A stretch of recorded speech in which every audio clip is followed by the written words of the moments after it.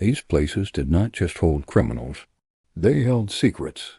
Some of them were laboratories instead of prisons. Some of them were graveyards dressed up as courthouses. And when America finally shut them down, it was not always because the right thing happened. It was because the truth got too loud to ignore. If this kind of buried history is what you live for, hit subscribe right now. We dig where others don't. Prison number 1, Eastern State Penitentiary. This was the most expensive building ever built in America at the time it opened, more expensive than the Capitol. And it was built for one purpose: total silence. The Quakers who designed it believed that if you locked a man alone in a cell, with no sound, no human contact, nothing but a single beam of light from a skylight above, he would eventually feel God. He would feel shame. He would become good again. What actually happened was different. Men lost their minds. Some pulled their own hair out. Some started talking to the walls. One prisoner, put in solitary too long, was found just rocking back and forth, unable to speak. Al Capone was held here in 1929. His cell had rugs, a wooden cabinet, framed pictures. He called in favors and basically decorated the place like an apartment, while other men were going insane in identical cells down the hall. The prison ran for 142 years. When it finally closed in 1971, it left behind 142 years of silence and the echoes of everyone who screamed inside it. Prison number 2, Holmesburg Prison. In 1951, a doctor walked into Holmesburg Prison and looked at the inmates. Then he said something that should make your skin crawl. All I saw before me were acres of skin. His name was Dr. Albert Kligman. And for the next 23 years, he used the prisoners of Holmesburg as human test subjects. He exposed them to herpes, to radioactive material, to cancer-causing chemicals, to experimental drugs, to skin-blistering acids. He had 33 sponsors. They included Johnson & Johnson and the U.S. Army. Up to 90% of the prison population was involved in these experiments at some point. Most of them were black men. Most of them had no idea what was actually being tested on their bodies. They were offered small payments, a few dollars, and they signed papers they were not fully told about. This went on until 1974. Congressional hearings stopped it. The records were then destroyed. In 2022, nearly 50 years later, the city of Philadelphia finally issued a formal apology. But before any of that, in 1938, something even more immediate happened. Prisoners went on a hunger strike to protest the food. Guards took 25 of the ringleaders to a narrow cell block called the Klondike, a room lined with steam pipes and radiators. They shut every window. They cranked the heat. It was August. Temperatures inside reached close to 200 degrees Fahrenheit. 4 men died. The governor visited afterward and told the press that, if anything, the newspapers had actually understated what happened.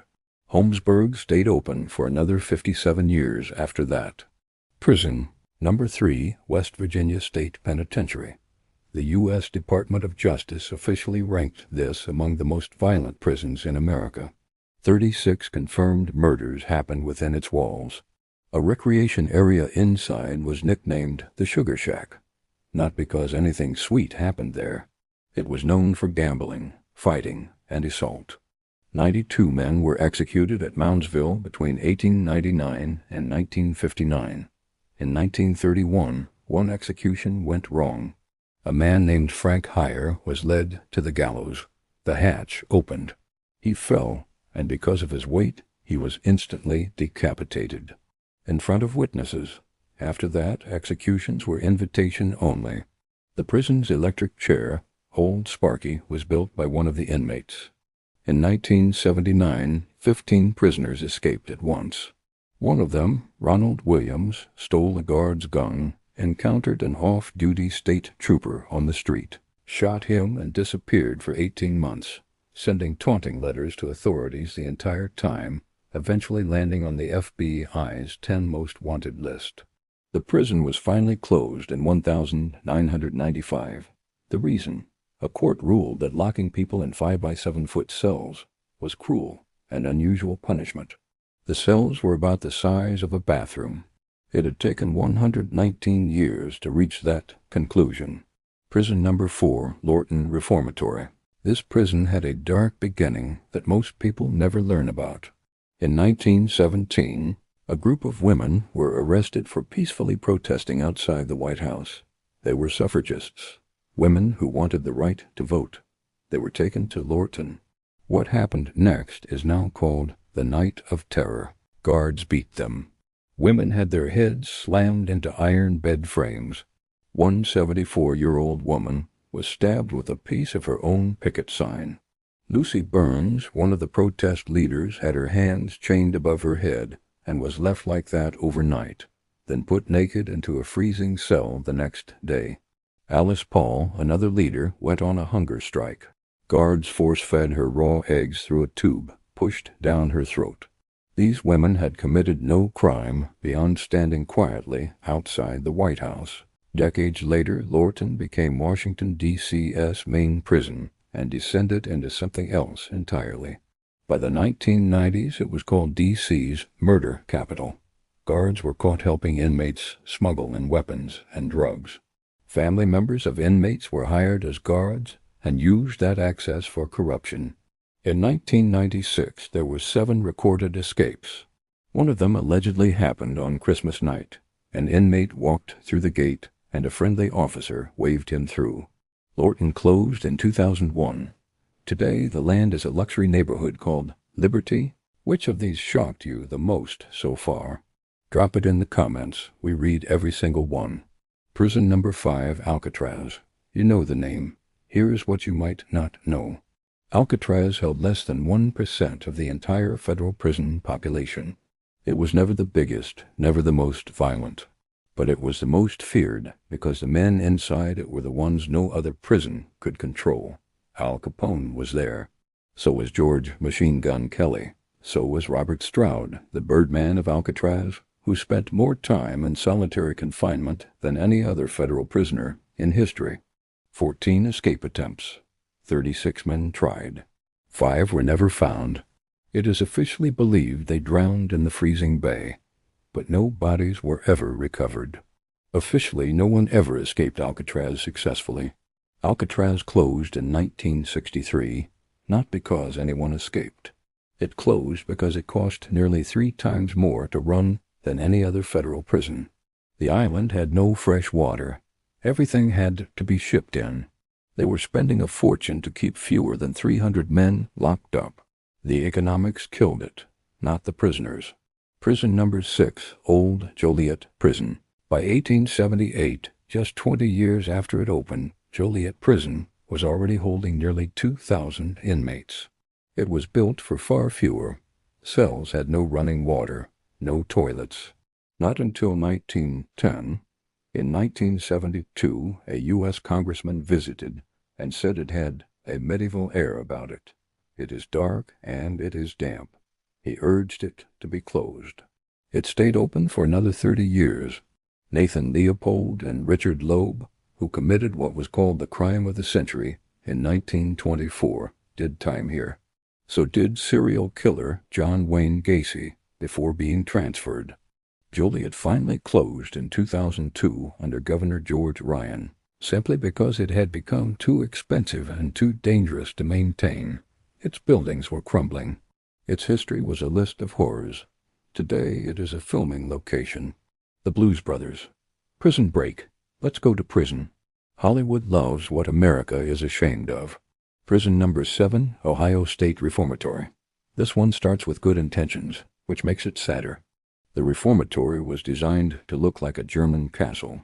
The architect believed that beautiful surroundings could help young, first-time offenders turn their lives around. Inmates got education, job training, religion, and it worked. The early success rate was genuinely high. Then, in the 1960s, Ohio stopped funding that model. The reformatory was quietly converted into a maximum security prison, something it was never designed to be. By 1978, inmates were forced to sue the state just to get basic human conditions. A federal court agreed with them and ordered the place shut down in 1990. Local activists bought the building from the state for $1. It was later used as a filming location for The Shawshank Redemption, a movie about a man surviving an unjust prison system. The choice of location was not an accident. Prison Number 8, Missouri State Penitentiary. Time magazine called it the bloodiest 47 acres in America. It ran for 168 years, longer than any other prison on this list. It held both men and women. Pretty boy, Floyd did time here. So did James Earl Ray, the man who assassinated Martin Luther King, Jr. A bill was passed in 1937 allowing executions by lethal gas. The prison built a gas chamber. It used it. When it finally closed in 2004, it had outlasted wars, presidents, and entire generations of the families of the men it held. It is now a museum. They offer ghost tours at night. Prison Number 9, Old Idaho Penitentiary. Over 101 years, more than 13,000 people passed through this prison. 215 of them were women. The conditions were so bad that in 1971, then again in 1973, prisoners launched full-scale riots. The 1973 riot was the final straw.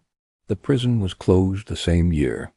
It held some genuinely strange inmates, including Lyda, Lady Bluebeard Southard, accused of poisoning 4 husbands, and Harry Orchard, a labor activist who confessed to 18 murders, including bombing the former governor of Idaho. The execution chamber is still standing. Visitors walk through it on tours today. Prison Number 10, Tennessee State Penitentiary. Built in 1898, it looked more like a medieval castle than a prison. Stone walls, towers, arched gates. For almost a century, it held thousands of Tennessee's most serious offenders. By the 1980s, conditions had fallen so far below acceptable that federal courts stepped in.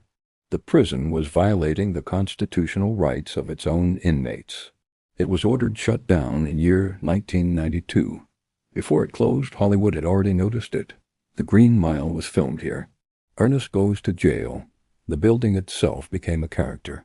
When the cameras left, the prison sat empty, a stone shell full of stories that no one in charge had ever been willing to tell. 10 prisons. 10 chapters of history that America sealed shut, sometimes because of money, sometimes because of courts, sometimes because people finally got loud enough that they couldn't be ignored. If you made it this far, you're exactly who this channel is for. Subscribe and never miss a story that actually matters.